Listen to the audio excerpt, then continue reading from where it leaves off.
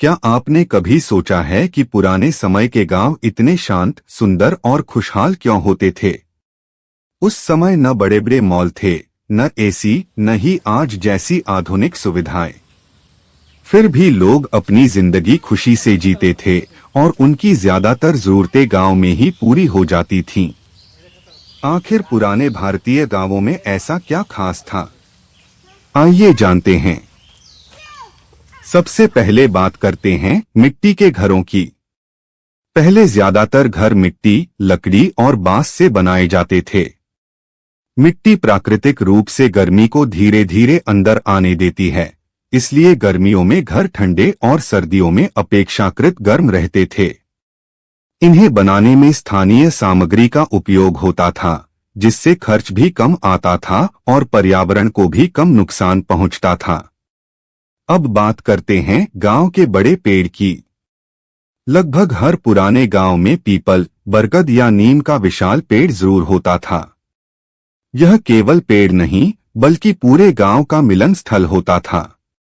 लोग इसकी छाया में बैठकर बातें करते, पंचायत होती, बच्चे खेलते और राहगीर भी यहीं आराम करते थे। गर्मियों में इसकी ठंडी छाया लोगों को राहत देती थी। इसके बाद आती है तालाब और कुओं की। पहले लगभग हर गांव में तालाब, कुआं या बावड़ी होती थी। इन्हीं से पीने का पानी मिलता था, खेतों की सिंचाई होती थी और पशुओं की प्यास भी बुझाई जाती थी। बारिश का पानी भी इनमें इकट्ठा किया जाता था, जिससे साल भर पानी की कमी कम होती थी।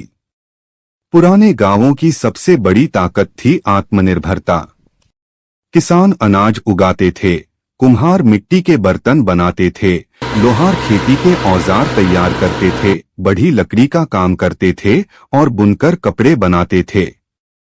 यानी रोजमर्रा की ज्यादातर जरूरतें गांव के लोग मिलकर खुद ही पूरी कर लेते थे। इसी वजह से बाहर पर निर्भरता बहुत कम थी। गांवों की एक और खूबसूरती थी प्रकृति से जुड़ा। चारों ओर हरे भरे खेत, पेड़ पौधे, पक्षियों की चहचहाहट और ताजी हवा गांव की पहचान हुआ करती थी। लोग प्रकृति के साथ तालमेल बनाकर जीवन जीते थे और पर्यावरण का सम्मान करते थे। और सबसे खास बात थी आपसी प्रेम और सहयोग। चाहे शादी हो, त्योहार हो या किसी के घर मुश्किल समय, पूरा गांव एक परिवार की तरह साथ खड़ा रहता था। यही अपनापन गांवों को वास्तव में खास बनाता था। आज समय बदल गया है और गांव भी आधुनिक हो रहे हैं।